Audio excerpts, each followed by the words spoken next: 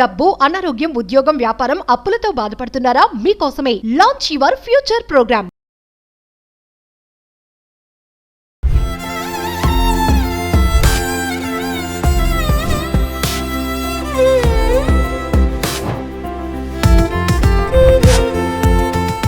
Hello viewers, welcome back to our channel. ప్రస్తుతం మనతో పాటు ఉన్నారు మందడి కృష్ణారెడ్డి గారు. సార్తో మాట్లాడదాం. నమస్తే సార్. నమస్కారం అమ్మా. కృష్ణారెడ్డి గారు, ఈ మధ్య కాలంలో చూసుకుంటే చాలా వార్తలు ఎక్కువగా ఏంటంటే 60-70 పైన పడిన వాళ్ళు, వయసు పడిన వాళ్ళు తోడు కోరుకుంటున్నారు. అది ఎలా అయినా అనుకోండి, చాలా మంది విమర్శిస్తున్నారు. ఈ వయసులో వీళ్ళకి తోడు ఏం అవసరము, పిల్లలు ఉంటారు, మనవలు ఉంటారు, వాళ్ళతో హ్యాపీగా ఉండొచ్చు కదా, ఇంకేం తోడు కావాలి వీళ్ళకి అంటే తోడు అవసరం లేదు అంటే అదొక ప్రశ్నగా మారిపోతుంది. చాలా విమర్శలు కూడా వస్తున్నాయి. మరి ఒకసారి మీరేం చెప్తారు దాని మీద? వయసు అనేది శరీరానికే తప్ప మనసు కాదమ్మా. 90లో కూడా 18 ఏళ్ళుగా ఫీల్ అవ్వచ్చు ఒక మనిషి. నిజం చెప్పాలంటే ఫారిన్ కంట్రీస్లో మనం చూస్తే, వెస్ట్రన్ కంట్రీస్లో ఈవెన్ 80స్లో 90స్లో కూడా మ్యారేజ్ చేసుకుంటారు. ఒక్కొక్క లైఫ్లో 30 పెళ్ళిళ్ళు 40 పెళ్ళిళ్ళు సాధారణమైనటువంటి అమెరికన్ కల్చర్ ఇట్లా మీరు తీసుకున్నట్టయితే వెస్ట్రన్ కల్చర్స్లో. అంటే మనిషికి తోడు అనేది చనిపోయే చివరి క్షణం దాకా అవసరం ఉంటుంది. ఎందుకంటే సంఘజీవి మనిషి అనేవాడు.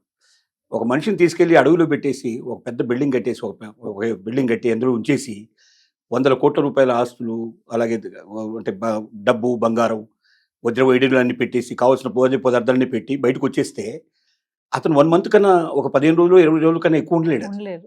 అంటే నాకు ఇన్ని 100 కోట్లు ఉన్నాయి కదా, నాకు ఇంత బంగారం ఉంది కదా, నాకు తినుబండలు అన్నీ ఉన్నాయి కదా, ఎంత ఆనందంగా ఉండాలి, హ్యాపీగా ఉండలేదు. ఎందుకంటే ఇతరులతో అది షేర్ చేసుకోవాలి. కష్టమైనా, సుఖమైనా, బాధ అయినా, సంతోషమైనా తన జ్ఞాపకాలని పంచుకున్నప్పుడు మాత్రమే ఒక మనిషి ఆనందంగా, సంతోషంగా బతకగలడు తప్ప అది మనవరాల్లో ఇవ్వలేనివి చాలా ఉన్నాయి. ఒకవేళ తల్లిదండ్రులే ఇవ్వగలిగేవి అన్నీ అయితే మరి పిల్లలు ఎందుకు ఇవాళ 15 ఏళ్ళకి 18 ఏళ్ళకి ఎంతో మందిని చూస్తున్నాం. మనం జంట చూసుకొని వెళ్ళిపోతున్నట్టు పరిస్థితి మనం చూస్తున్నాం. పరువు హత్యలు మనం చూస్తూ ఉన్నాం. ఇది ఎందుకు జరుగుతోంది అంటే తల్లిదండ్రి ఇవ్వలేనివి కొన్ని ఉన్నాయి, పిల్లలు ఇవ్వలేనివి కొన్ని ఉన్నాయి, మనవరాళ్ళు ఇవ్వలేనివి కొన్ని ఉన్నాయి, ఒక తోడు మాత్రమే ఇవ్వగలిగేవి కొన్ని ఉన్నాయి. కాబట్టి ఆ తోడుతో తపత్రపడేవాళ్ళు, తోడు కోసం ఆశించేవాళ్ళు, ఆలోచించేవాళ్ళు 90 ఏళ్ల దాకా కూడా ఉన్నవాళ్ళు ఉన్నారు, 99 ఏళ్ల వయసులో కూడా కోరుకునే వాళ్ళు ఉన్నారు అని చెప్పడానికి ఆశ్చర్యపడాల్సిన అవసరం లేదు. దీన్ని తప్పని నేరం అని చెప్పడానికి కూడా లేదు. ఎందుకంటే మన చట్టం లోపల ఒక వ్యక్తి ఈ వయసు వరకు పెళ్లి చేసుకోవడానికి వీల్లేదని కానీ ఆ నిబంధనలు, రిస్ట్రిక్షన్స్ లేవు ఇక్కడ. కాకపోతే ఒకటే ఏంటంటే చట్ట ప్రకారంగా ఆ వివాహం కానీ లేకపోతే వాళ్ళు కలిసి ఉండడం కానీ జరుగుతుందా అనేది మనం చూడాల్సిన విషయం. అంతకు మించి ఇది తప్పు, ఇది నేరం అని చెప్పడానికి ఏ పిల్లలకు హక్కు లేదు, ఏ మనవాళ్ళకు హక్కు లేదు.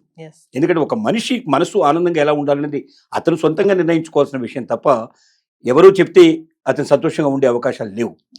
కాబట్టి ఇది ఎవరికి హక్కు లేదని మాత్రం ఖచ్చితంగా మనం చెప్పొచ్చు. కానీ బయట చాలా మంది, బయటే కాదు కన్న బిడ్డలు కూడా అంటున్నారు, ఈ వయసులో నువ్వు పెళ్లి చేసుకుని దేనికోసం పెళ్లి చేసుకుంటున్నావు, నీ అవసరాల కోసమే పెళ్లి చేసుకుంటున్నావా, ఇంకా చెప్పాలంటే నీ శారీరక అవసరాల కోసం చేసుకుంటున్నావా, మానసిక అవసరాల కోసం చేసుకుంటున్నావా అని ప్రశ్నిస్తున్నారు.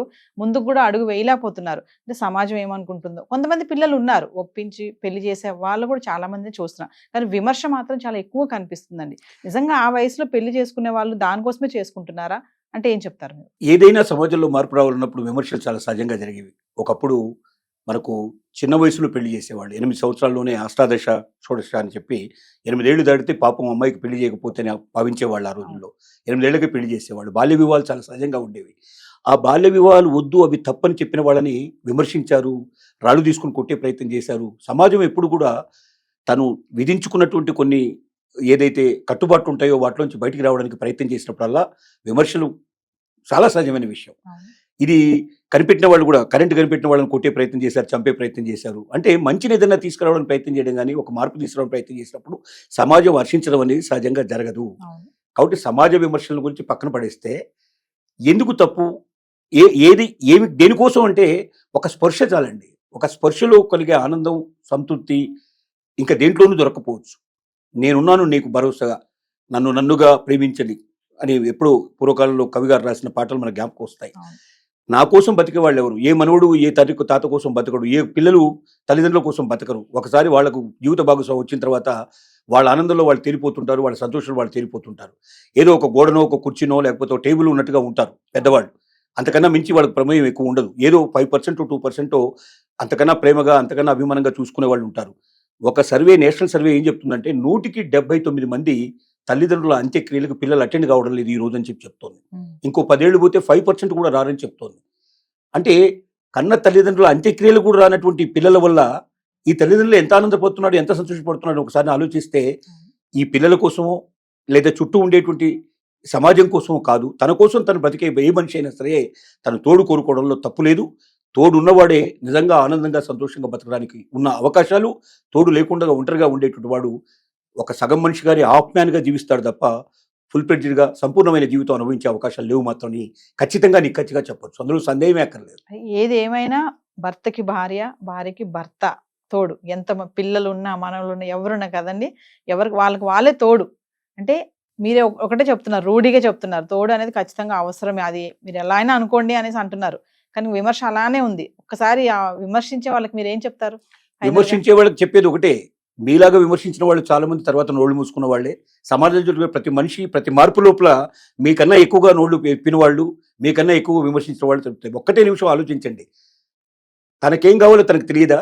మీకన్నా అనుభవజ్ఞులు, మిమ్మల్ని కన్నవాళ్ళు, మిమ్మల్ని పెంచిన వాళ్ళు, మిమ్మల్ని పెద్ద చేసిన వాళ్ళు, వాళ్ళకేం కావాలో వాళ్ళకి తెలియదా? అంటే వాళ్ళకన్నా మీరు అనుభవజ్ఞులా? వాళ్ళకన్నా మీరు ఎక్కువ తెలిసిన వాళ్ళ? విజ్ఞులైన వాళ్ళు, అనుభవజ్ఞులైన వాళ్ళు వాడు కోరుకుంటున్నారంటే దాని అవసరం తప్పనిసరిగా ఉందని భావించాలి. మీకున్నది తనకు లేదు, మీకు తోడు ఉంది కాబట్టి మీరు ఆనందంగా సంతోషంగా జీవించగలుగుతున్నారు. తనకు తోడు లేదు కాబట్టి ఆ తోడు కోసం పరితపిస్తున్నాడు. కాబట్టి మీరే స్వయంగా దగ్గరుండి అతనికి కావాల్సిన ఏందో ఏర్పాటు చేయాల్సిన బాధ్యత మీ మీద ఉందని మాత్రం మీరు విస్మరించకండి. ఎందుకు ఈ పిల్లలు ఎక్కువగా ఇష్టపడటం లేదంటే, తండ్రి గారి పేరు మీద ఉన్న ఆస్తి ఏదైనా ఉంటే అది కాస్త పోతుందేమో అని భయపడుతూ అది కూడా మాకే దక్కాలని చెప్పి కోరుకునే స్వార్థపరులు చేసే పని తప్ప ఇది నిజంగా తల్లిదండ్రుల సంతోషం కోరుకునే ఏ పిల్లలైనా దగ్గరుండి సంతోషంగా తోడు కోసం ప్రయత్నం చేస్తారు. ఆ తోడు వాళ్ళు కలిపేదాకా వాళ్ళు నిద్రపోని పరిస్థితి కూడా ఏర్పడుతుందని ఖచ్చితంగా చెప్పగలరు. Thank you.